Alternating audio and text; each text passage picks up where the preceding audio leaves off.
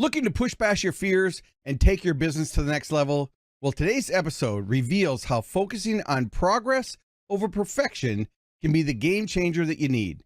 Now, whether you're a business owner or part of the leadership team, this discussion is going to be packed with actionable insights to help you level up. Welcome to Fortify Live with your host, Ford Saeks. Today, we're diving into the power of progress with Matthew McReynolds, the force behind the Streetwise Franchisee. As a multi-brand franchise owner and mentor, Matthew has mastered the art of turning challenges into opportunities for growth. His practical advice on overcoming self-doubt and embracing pain points is a must for everyone looking to advance in their career. Matthew, welcome to Fortify Live. We're live right now on Facebook and LinkedIn and YouTube and a few other places. And the audio of this also becomes the Business Growth Show podcast. So welcome to the show. Come on, man. Let's go, Mr. Ford. It's great to be here. Appreciate you for having me. All right. So I do have questions, but because of this topic, I grew up in the north side of Minneapolis in the projects, was an orphan. All right. And I was always, I was taught, I started my first business at 12 years old. And for years, people always referred to me as Streetwise, because I grew up in the projects. I carried a gun until I was 19 years old. I was just a punk kid. And I didn't really understand anything positive until I started my first business. And then everything started to change. So I'm really looking forward to diving into this topic with you as someone who has built up, bootstrapped my own businesses. So to start, what motivated to begin your journey in business, especially franchising? Wow, man, that's a great question. And obviously, I didn't know. I don't know you. I don't know much about your story. I'm excited to get to know you on this platform and just personally. But my journey into entrepreneurship started, and I've always been a hustler. I've always been somebody that is looking to make a buck, and it wasn't always above board. And I've gotten my wrist slapped a few times because of that. But it was actually post-college, building out a business called Hero Athletics, Teach, Train, Build, Hero Athletics, where my whole thing was athletic development, tutoring. My specialty was SAT and ACT tutoring, and then life coaching. And I was taking it to schools in the inner city where I was at, where around that time, my dad worked for Apple Computer and was getting ready to retire. And like most middle-aged individuals who are looking to retire and looking for what that next chapter is going to be like, he looked into franchising. He didn't necessarily have a widget, something that he was uniquely gifted in, but he knew that he could run a business. He knew that he had something inside of him that wanted to be his own boss. And so he looked at franchising. I was in the DFW area at the time. I'm from Pflugerville, Texas, so just north of the Austin, Texas area. He was still down there, but he wanted to launch something up here in DFW. He wanted to do it with me. And so he started doing the investigation, found a brand well before he included me into the equation. But once he decided on our first brand is Mosquito Joe, once he found it, he then brought it up to me and then asked me if I wanted to be a part of it. I said, heck yeah, what do you want me to do? He said, well, I want you to grow it. I want you to build it, and I'm going to make you a 50-50 partner.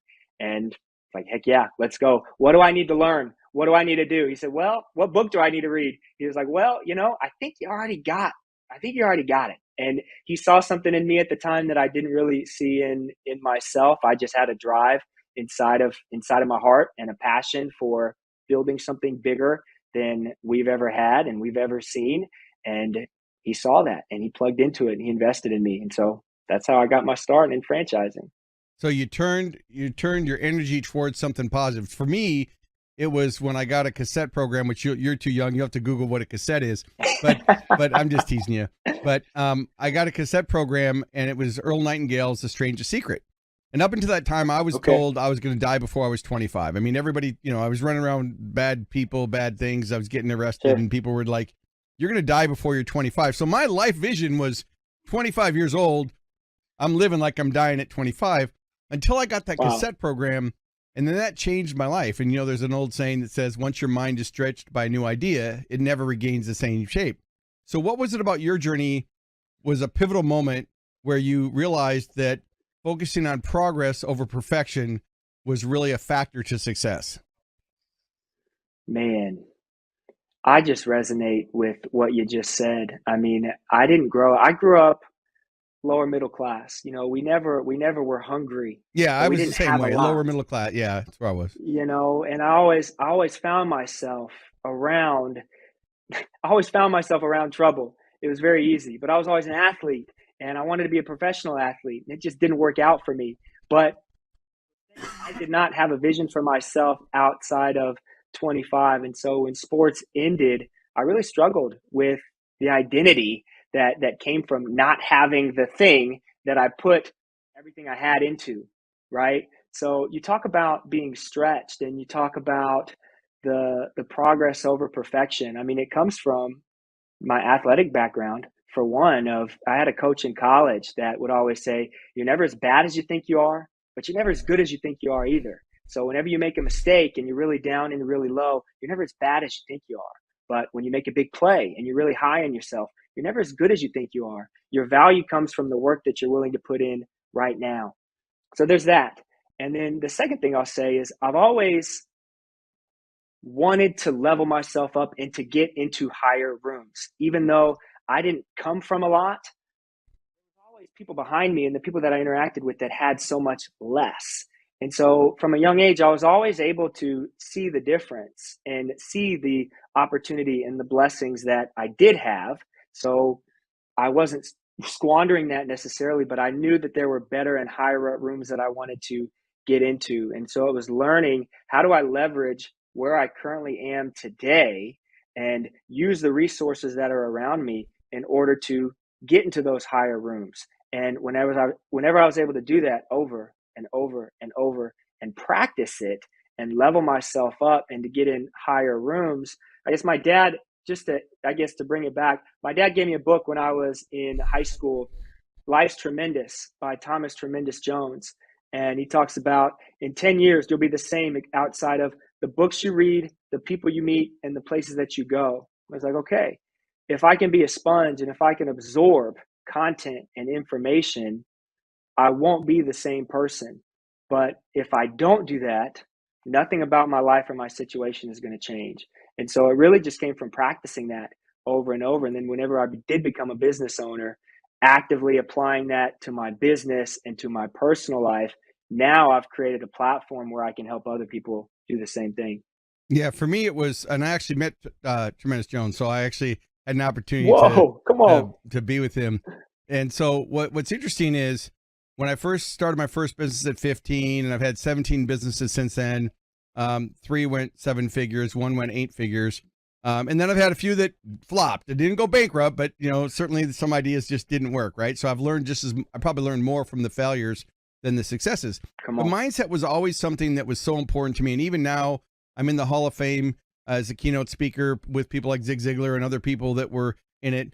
And I'm honored to be included within 200 people that are in the Hall of Fame of speaking. But before that, I read their books. I watched their videos. I followed them. If they were past, and I read their books. If they were in person, I would try to meet them. I would go to conferences. I would go to events where they were there. And I soon learned that talent isn't what makes success. I think it goes back to, right, you're talking about progress is, I know there's speakers that are better than me. They're funnier, they're sharper, they tell funnier stories, but I'm persistent and I'm willing to take that risk. My risk tolerance is pretty high, so I'm willing to put myself out there where a lot of people have approach avoidance. They're afraid to actually use their talent. So talent by itself is worthless. It's like they say knowledge is power. No, the application of knowledge is power. And so I've had to do a lot of work on fear and self-doubt. And I know that's something that you've had to face. And that's something that every entrepreneur who's listening or watching us now has had to face some type of rejection or mindset issues. And so I'm curious, what are some of the strategies that you've learned that you found were most effective to push through when you hit a barrier, when you hit a wall, or you had self-doubt? What are some of the things that you learned or relied on to push through it? Man, what a great question. Yeah, you never grow if you're afraid to fail. If you're too afraid to get started, you're never going to get where you actually want to go. And it's learning through those pain points that actually help us to level up. It's like working out. Yeah. right? You got to tear the muscle fibers in order to actually get stronger. And I use the example of my podcast, right? I wanted to make that podcast. The first episode took me 5 years before I was able to make the first episode. I was worried about the jingle. I was worried about the mic, the camera, the equipment. But when I realized Where's the laugh button? I like that. I have everything I need to make the podcast right now. And if you go back, I just published episode 78, right? So I've been doing it for about a year and a half. If you go back to my very first episode, you listen to the content, I think the content is spot on. I love it. I love that first episode, but I forgot to press echo cancellation. So every time I talk, there's an awkward echo in the background. I don't have any of the lighting. I mean, I'm great lighting right now, but I didn't have any of it, right? And so the camera was foggy, but I did it. And I told myself that episode 20 will be 100x better than episode 1, but I won't get there until I do it. And it's just from practicing that over and over. And it's the thing, like, you won't know until you try it. You won't know until you put yourself out there, and you have to be willing to be bad. And, you talk about being a Hall of Fame as a keynote speaker. I love that. I strive to be like you. I want to be on stages, and I want more opportunities to speak. I've had a handful, and I'm getting better. The very first time I did a public speaking engagement, I did pretty good. And so I got pretty confident about myself. The second time, I absolutely bombed, and it was terrible. But if I had not had that experience and I had just left it at the 1, or if I had never tried it at all or never got back on the horse to do it the third time, I would have been stuck in my tracks. And so you have to be willing. And that's just the thing. Like, you just have to be willing to try. You have to be willing to fail if you're ever going to level up. So what do you say to those people who have that self-doubt that and again, so a couple things to unpack there. One, as it relates to speaking and training and coaching, I mean, so right now you're a multi-brand owner, right? So what other brands do you have? Or correct. So I own Mosquito Joe. Mosquito Joe is a franchise. We're in year 9. Okay. We own Groovy Hues, which is a paint franchise. We just started year 2. And then we have another home service business, Lumiere Outdoor Lighting, that does Christmas lights and other outdoor lighting concepts. And then I have my Streetwise platform, where I personally spend most of my time, because we built up the teams to manage the day-to-day in the other businesses. So as a multi-brand owner, and for those of you listening, it doesn't matter whether you're a franchisee or a franchisor or a private equity group or in franchising, the whole concept today is mindset, what's make you push through. So as a speaker, so now you've got a team in all those brands, so you can do training for those teams. Well, that's where you start your speaking, is creating the opportunities either virtually or live to go speak at your brands. Also, all of those brands do have national conferences. At least I know Mosquito Joe does, because they're part of a bigger group. That private Correct. equity group would hire speakers. That's what I do. So I go in and speak to conferences that are where their franchisor is having the annual conference for the franchisee. I'm brought in for 2 topics. One, superpower success, where they just want to have a new mindset to be reinvigorated, refocus, reframe, and rethink how they actually build their local business. And then business growth acceleration, which covers everything from local marketing, networking, building relationships for B2B and B2C businesses, because obviously there's a difference between a home services business versus, a brick and mortar. And so the speaking opportunities come from you doing it. So the podcast you're doing is great. So one of the things that you can consider, I haven't looked at your roster of who you've interviewed in the past, but the key is to interview people twofold. 1, that you want to learn from, 2, that you might want to do business with someday. So, Sure. When I first started, I did the same thing. I mean, I don't have millions of views on my podcast. I had someone on the other day that had 2 million, downloads of his podcast per month. I don't have that, but I don't need that to get to the CEO and say, hey, can you share your story? Or just like we reached out to you and said, hey, you think you'd be a great guest? Let's go. We didn't meet each other 5 minutes before we started this episode, everybody. So just full disclosure, right? So podcasting is a great way to build those relationships. Speaking is a great way to build your authority. Obviously, practicing, you'll get better, and deciding what your core message is, right? So when I first started, I liked motivational speakers, but I don't really consider myself a motivational speaker. I mean, I'm motivating and I'm inspiring, but I'm much more tactical and practical. I want you to leave with actionable things that you can actually go and do immediately to level up your business. So I always do a section on mindset. So I'm going to circle back to the mindset question. What are the tools that you use? So one you said was be persistent. You got to just put yourself out there. But is there any other tools or books or resources that you've either read along the way or methodologies that you've adapted when you have adversity, how you break through adversity? Oh gosh. Yes, And there's no right or absolutely. wrong And answer. so I'm first, just curious. well, no, that's phenomenal. I think the question you got to ask yourself is, where do you want to sacrifice? Something that my dad taught me when I was little. You always got time for the thing that holds the most priority. Just got to ask yourself, where do you want to sacrifice? And it's almost become cliche now, but do you want to experience the pain of loss or the pain of regret? Right. And if you set a vision for yourself and what is it that you truly want to build, and if you truly ask yourself that, what do you want to sacrifice? Do you want to sacrifice time? Do you want to sacrifice money? Do you want to sacrifice your vision and your goals?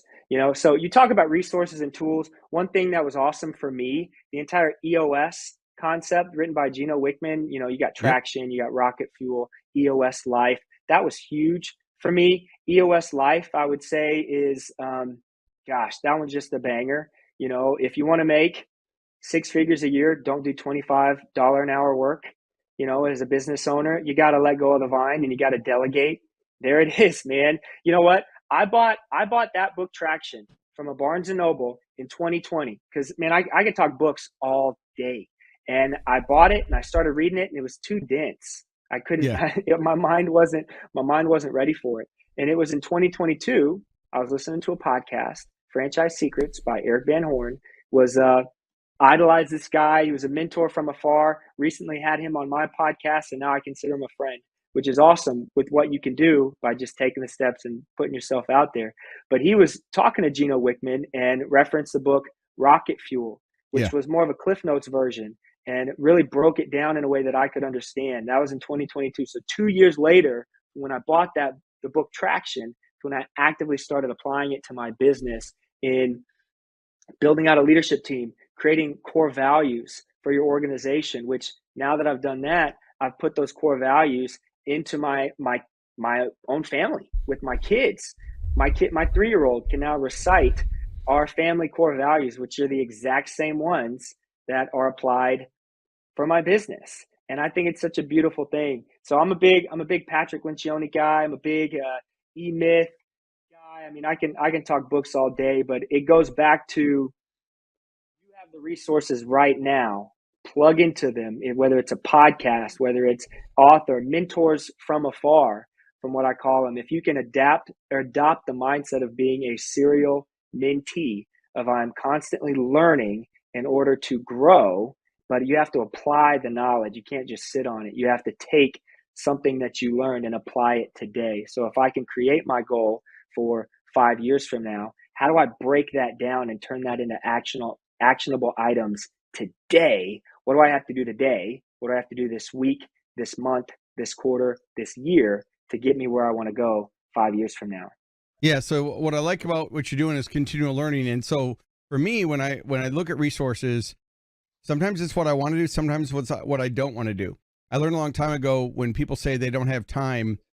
Whenever I have a client or anybody who says, I don't have time, maybe I don't have time to work out, or I don't have time to meal prep, or I don't have time to prospect or network, or I'm so busy, like Gerber said, I am working in my business, not on my business. And so I always say to myself, do you not have time, or is it not a priority? And that leads to that point that you were making is we all have time if it's a priority. If we're not doing it, then it's just not a priority. And so I've had to do that with my team, and I've had to do that to myself in the mirror sometimes. So sometimes it's, I have to get my own bullshit, push my little cuss button there. So I have to realize that I do have time if it's a priority. You mentioned Gino Wickman. I'm having him on a future episode of Fortify. I don't know if you've reached out to him, but reach out to him. I'm sure he'd probably do your podcast. Done. But that's what I started to do was I started to look for people whose books I've read and people I've worked with years ago I read a book by Dr. Robert Cialdini called Influence. It was a marketing book because I'm in the marketing space, and I read his books for years. And then I got a call one day because I run a digital agency at Prime Concepts, and they said, "It's Dr. Cialdini," and I'm like, "This is not the guy who sold 65 million books." And he said, "Yeah, I'm interested in redoing my website and helping me with branding." And I'm like, "Does he know that I've got all of his books sitting on my shelf?" So Outstanding. he ended up being a client, and I got to work with him. And of course, I'm not taking credit for anything he's done, but we did help him transform his digital footprint and helped him do some of the other things because he's really scientific, but he wasn't technical, and we did the marketing in the background. But the point is that there's no excuses anymore, and especially with AI, now that AI is at our fingertips. I actually have a prompt. I did a webinar last month, and there was a prompt. I'm going to try to pull it up, but I'll just kind of paraphrase it. But it was actually, I'm going to pull it up. So while you're doing that, what other books have you really liked? Anything else? Anything that comes to mind while I pull this up? No, I love that. I love that you mentioned that. So I recently have gone through the whole Go Giver series. Yep. And Bob Burg is a big, yeah. So you know what? I read, I read all those books, the entire series, and I started tagging him and the co-authors on LinkedIn, and they started reaching out. And so I reached out to Bob Burg, recently recorded an episode with Bob Burg and had him on the podcast, which that episode's going to release really soon. And it's just the mindset of seeking out those mentors, but also how can I add value to those mentors? So I'm not just draining resources. Of course. You're not them. just taking, How you're also giving. Yeah. So I would say that Go Giver series has been huge for me. And that's a part of that concept too. How do I give as much value as I can? All right, so I found the prompt, and I like Bob Burg. He was a client of mine, and we've shared the stage at other places. So what I like about his books is they're easy to read and they're parables. So they're stories. They're not just how-to quite books. All right, so here's the prompt that I put into ChatGPT. And for those of you listening, you go back and rewind the replay or whatever. So I want you to act as my life coach who can provide guidance and motivation to help me reach personal and professional goals, share insights on setting realistic goals, creating an action plan, and developing positive habits, and overcoming any obstacles. Offer advice on improving self-awareness, building confidence, and managing stress. Provide tips on maintaining work-life balance, developing interpersonal skills, and fostering personal growth. My first request is to help me design a personal development plan for the next year, focusing on business advancement, improving my fitness, and cultivating a positive mindset. So that is a prompt that you can put into ChatGPT or Gemini or Claude or Copilot or Meta's AI. And then what happens is now that there's voice on AI, you can pretty much have a conversation. So now if I'm down or I'm having a challenging situation, or maybe I'm frustrated because I lost a big contract or something, I can just turn on ChatGPT and verbally have this conversation. And I could even say, act like Bob Burg, act like Tony Robbins, act like Gino Wickman, the author of the Entrepreneur Operating System. I'm a visionary. Help me with the execution part. And so now with AI, you can take, which is again kind of odd, but you can take someone's persona, have it become AI, and then actually interact as if you're talking to those people. Wow. So it's kind of mind blowing because it's AI has probably read all their books anyway. They already have it in the learning language model. And so what happens is you can now have conversations with people dead or alive virtually as if they're acting as Bob Burg, or what would Phil M. Jones say? 'Cause he's in sales, exactly what to say, or what would, XYZ Jim Rohn say, or what would Les Brown say? And so now it's like having that person in your pocket. So as you think about your kids growing up, they're going to be in a completely different world. There's skill sets that you've learned that they're not even going to need to know anymore. It's going to change the whole education system. It's going to change relationships. It's going to be harder than ever to know what's real and what's fake online, because we could do a deep fake. I mean, I actually have an avatar that I got from HeyGen that I can use to join Zoom meetings that nods and responds, but it's not me. Oh, wow. That is a I don't use it. but I could use it. And I'm just thinking, Oh, it's out there. Yeah. and so I think the whole dynamics of relationships are going to change. So as we focus on mindset and the things, what we've talked about so far is get resources, create a success library, figure out what are the top 10 challenges you have. How you do one thing is how you do everything. So what is your success library of resources that you can use? Obviously AI is one of them, but then what are the books? Who are the mentors? Who are the other people that you want to network with? Now, next question for you, Matthew. And if you're listening right now on the Business Girl Show podcast, we're talking to Matthew McReynolds, the Streetwise Franchisee, and you can find him online at thestreetwisefranchisee.com. All right. So are you in a mastermind group? And if so, what have you liked and what didn't you like?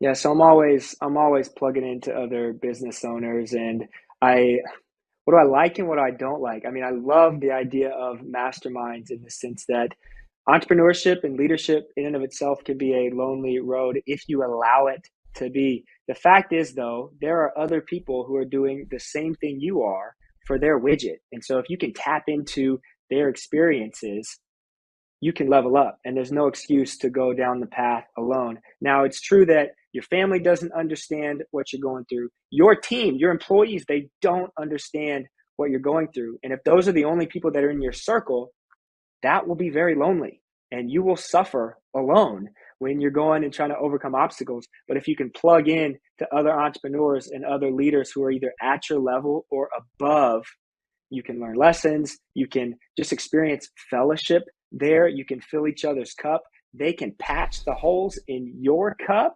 And I think it's a beautiful thing. I guess the struggle and the thing that you have to be aware of is as you grow, it is very possible, and it will happen that you will outgrow the room that you're in. So you have to be very cognizant of the room that you're in, because you have a choice. Every time I get into a new room, I can stay in the room, I can turn around, open the door, and bring in the people who came in behind and fill the room up with new folks. But at some point, if I'm going to continue to grow, I have to exit and go to the next room. And that's a metaphor, obviously, but it's also actually a very real concept when you're doing things like masterminds and networking groups and engaging with other entrepreneurs. Because here's an example. I go to a lot of Chamber of Commerce events. You know, I am tapped into my local community to the point where I can't go out to eat on the weekend with my wife I literally expect every time I go out to eat, I'm going to meet somebody or I'm going to see somebody that I know. And so I'm always like, my head's on a swivel. She's like, what are you doing? It's like, I know I'm going to find somebody. I just don't want somebody to sneak up on me and I'm going to spill my drink. So yeah, I just expect it now. But there's certain meetings in the Chamber of Commerce that are no longer conducive to my growth. There's meetings the breakfast meetings in the morning where you're sipping, drinking coffee and you get to stand up for 30 seconds and do your soundbite. It's gotten to a point where everybody now knows what I do and who I am. Do I continue to spend 90 minutes a week at these meetings when for me the value comes in the 10 minutes before and the 20 minutes after? Or do I find another way to where I can plug in and have 30 minutes, 20 to 30 minutes a week where that's all I get? Maybe I go to one ribbon cutting and I'm there and I pop in for 15, 20 minutes and I can circle that room. So the downfall with a mastermind or with any group is if you stay too long, or if you're just not aware of, have I outgrown this room, or does this room not direct me the way I need to go to achieve my goals? Yeah, that's sage advice. So I'm in a bunch of masterminds. I'm in what's called Speakers Roundtable, and there's some 8 and 9 figure speakers and experts in that room that way outdo me. I mean, when I'm in the room, I'm like, wow. I've got a friend of mine, a colleague who started as a mentor, became a colleague, became a client, and then a close friend. His name is Dr. Nito Quabain, and he's famous in the business industry. He's the president of High Point University. He's been on multiple boards of Truist Bank and Great Harvest Bread and Lazy Boy, and so he's very successful. And he told me, I said to him, we're close friends, and I said, do you ever feel like you're not enough, because I mean he's a billionaire, right? I mean he's made it. And he said, Ford, I flew my jet into Horatio Alger's, which is a organization of billionaires, right? It's like another level. And I might be pronouncing that wrong. So if I am, you guys let me go in the comments. But Horatio Alger's is an elite group of world-renowned world business people. He said, I flew my jet in. I felt like such a big shot. He said he flew my little, 30-seat jet into this event. He said, then I opened up the door and there were all these 747s lined up. And he said, I felt so small and unworthy. And I thought to myself, to hear him talk about imposter syndrome, to hear him look at that, but that's the whole point, is there's always another level, right? So even though he's reached a level that most people would dream of in what he's done, and he's so gracious in what he does. I mean, if you want to Google him, check out Nito Quabain and just Google him. He's written 17 books, bestsellers, and he's done a lot of things on the circuit, but he also is very successful in business. Probably if you ask me one of my top 5 mentors, he would be one of the top 5. But he's above me, where we can still collaborate and I can still add value to him with what I do.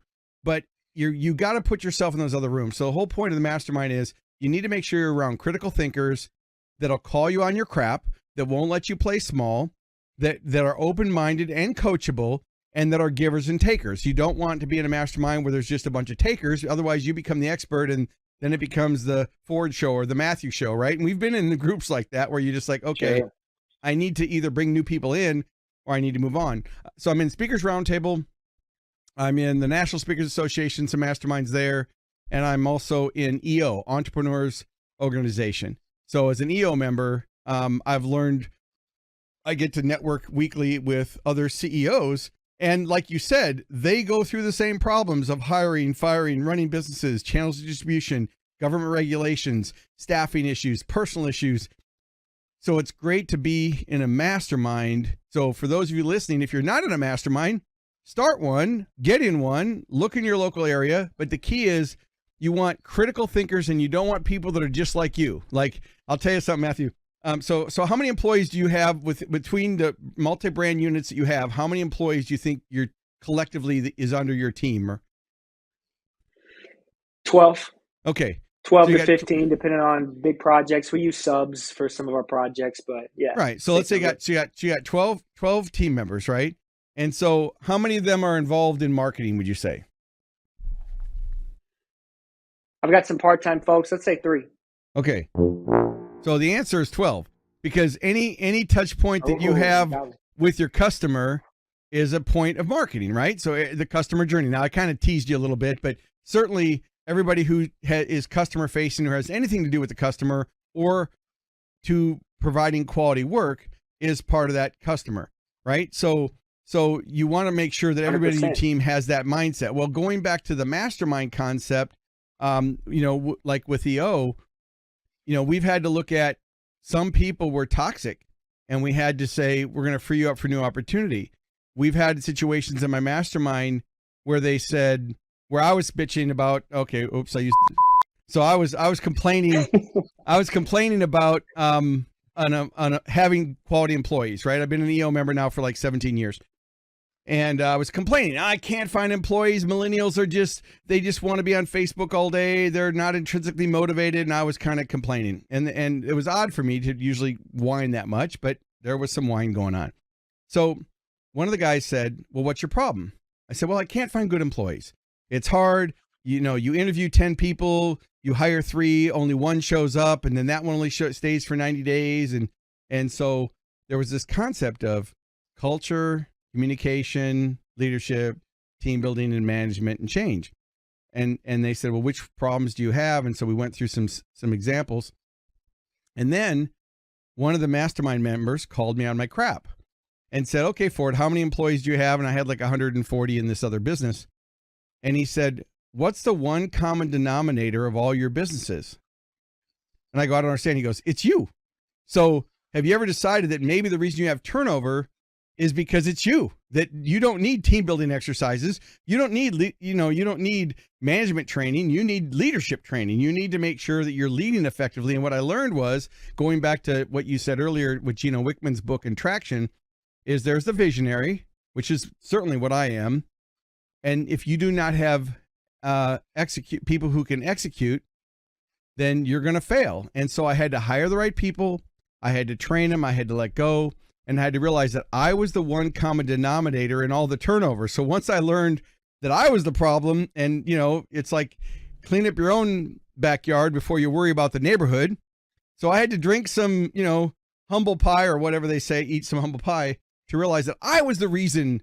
And once I changed my focus, then it changed the team, it changed the culture, and it had a ripple effect through the organization. So I think a lot of people out there, going back to, it's a long road to a tiny house, but when you're in a mastermind, you need people who will call you on your crap, because you don't want people that are just going to tell you that, oh, I'm sorry to hear that. I don't want people to agree with me. I have a saying that says, when two people are in business always agree, one of them's unnecessary.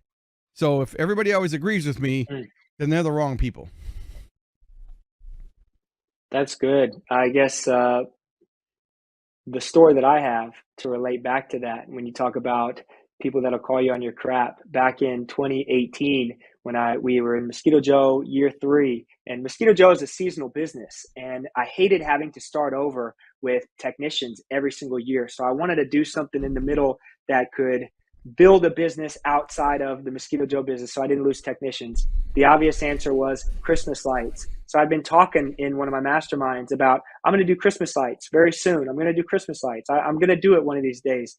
And I get a call, and I'm out. Maybe I just left the sales appointment, and I get a call, and it's an HOA president like, hey, I got your phone number from so-and-so saying that you guys did Christmas lights. I had no structure at all on how to do Christmas lights.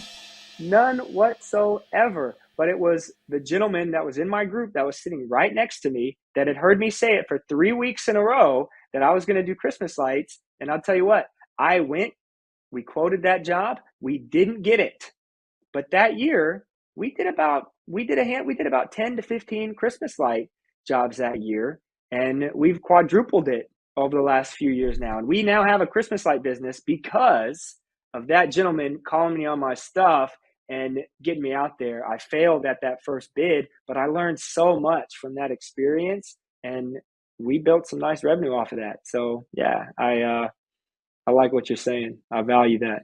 Yeah. When everybody tells me they want to make more money, I always tell them it's add more value. So even when I go and I speak and train, to help someone grow a business, they'll say, well, we've got too much competition. Well, you only have competition if you're a commodity. Well, there's 7 other companies that offer mosquito spraying. Well, they're not you, right? So, it doesn't matter if you treat your business as a commodity, then you're fixed on price and you've got to compete against price. And I realize people listening to this right now are saying, oh, BS, they don't know my business. But I can tell you, I haven't found a business yet that you couldn't elevate by providing some online presence, creating some answering questions, content marketing, creating influencer marketing, putting yourself out there with lead magnets, answering questions of the top 10 questions your prospects have to position you as an expert, as someone who's actually solving those problems.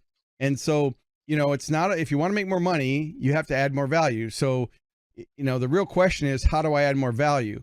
And if you're asking the wrong questions, then the answer doesn't matter.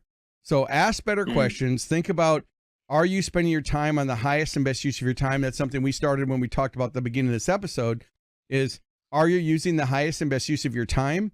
Are you leveraging decisions? Are you taking responsibility for your actions and, more importantly, your inactions? On my consulting contracts, Matthew, they say entering into this covenant is the understanding that you agree that you are 100% responsible for your actions and your inactions, your performance and your successes and any failures. Because as a consultant, I'm responsible to them, not for them. If I come in as a keynote speaker, I'm going to inspire them and I'm going to give them multiple tangible takeaways that they can go back and apply. And I'm going to work on their mindset first, because if we don't get their mindset dialed in, all the strategy and tactics in the world won't work. So the reason franchise brands bring me in is to become a third-party endorsement for the things that they're already telling their franchises. Just like, if your partner tells you, hey, you should do this, you're going to hear it differently from someone else than you will some, significant other. Sure. And so that's really the key is mindset first, then strategies, then tactics. The reason I like franchising is they have a duplicatable system that solves the biggest problems. As someone who's an entrepreneur, I've had to go out and reinvent the wheel. And if I was a franchisee, now I am a franchisee and a franchisor, but at the time I didn't have that structure. And so it's a really great business model. I agree. It was the business model through Mosquito Joe that taught me the systems, that taught me how to engage, that taught me how to add value, that if I didn't have that in the beginning, I wouldn't have known where to even start. So yeah, obviously I'm big in the whole franchising concept. I don't know how deep you want to go into that today, but yeah.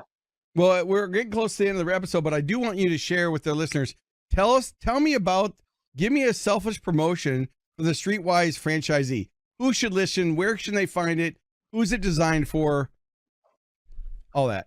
Yeah, so I built the Streetwise podcast for the individual that wants to get off of zero, the individual that feels stuck, the individual that feels lost. And I talk about it all the time. It's a silly acronym, but when you're feeling lost, first you got to lean into the pain.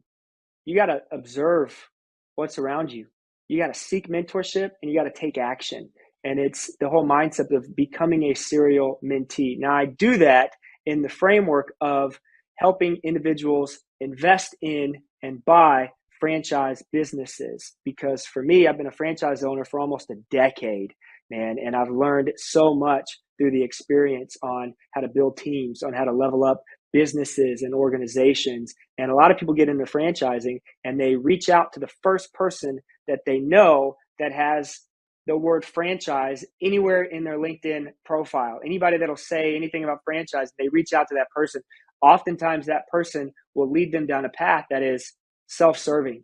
And I've seen so many people manipulated and put into bad situations financially, mentally, physically, spiritually, because they listened to the wrong advice. You get a lot of people out there that are talking about franchise ownership and they only talk about the roses. They don't talk about the thorns. They don't talk about the hard parts. They don't talk about the grit. You know, you hear semi-absentee, semi-passive all the time, but what does it actually take to turn a business into something that can be semi-absentee or semi-passive? So I wanted to create the Streetwise podcast and the whole platform of becoming a Streetwise franchisee in order to help those individuals who they just want to level up. They just want to build something for themselves. And franchising could be a beautiful opportunity for them, but maybe they don't feel like they have the resources. I want to prove them wrong and show them that they do. And, you know, if I can help you along the way, God bless you. Let's go. Awesome. Well, thanks so much for being on the episode. I'm looking forward to being a guest on your episode if you ever need a guest. Sounds good? Let's go. Love it. Thank you for having me. Thanks so much for being here. Yes, sir. Thank you for tuning in to Fortify Live. Make sure to like, comment, and share this episode on your favorite social media platform. And don't forget to subscribe to the Business Growth Show podcast, available wherever you get your podcast streaming fix. We air weekly at 11 a.m. Central Time. So until next week, keep pushing the boundaries and never stop growing.